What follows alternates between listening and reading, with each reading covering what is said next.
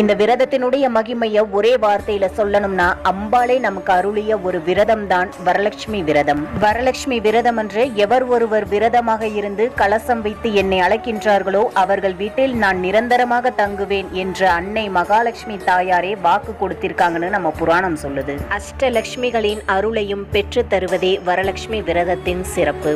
அதுலயும் இந்த வருஷம் பௌர்ணமியோட இணைந்து வருது. அன்று சிகப்பு அல்லது மஞ்சள் நிற உடைகளை அணிவது மிகவும் சிறப்பு. அதே போல விரதம் இருக்கிறவங்களும் விரதம் இருக்காதவங்களும் அன்னைக்கு பக்கத்துல இருக்கிற அம்பாள் கோவிலுக்கு போனீங்க அப்படின்னா உங்க கையால அன்னைக்கு மஞ்சள் தானம் பண்ணுங்க. வரலட்சுமி விரதம் அன்னைக்கு யாரும் கடைக்கு போயிட்டு வரும்போது சும்மா வெறும் கையோட வரக்கூடாது. அரிசி, பருப்பு, எண்ணெய், கல்லுப்பு, மஞ்சள் இதெல்லாம் நம்ம பூஜை அறையிலும் நீங்க வாங்கி வச்சு அதை பூஜையும் பண்ணலாம். அன்று பசுமாடுகளுக்கு பூஜை செய்வதும் உணவு வழங்குவதும் மற்றும் 5 சுமங்கலி பெண்களுக்கு உங்கள் கைகளால் மங்கள பொருட்கள் அல்லது உணவு தானம் செய்வது மிகவும் சிறப்பு வாய்ந்தது.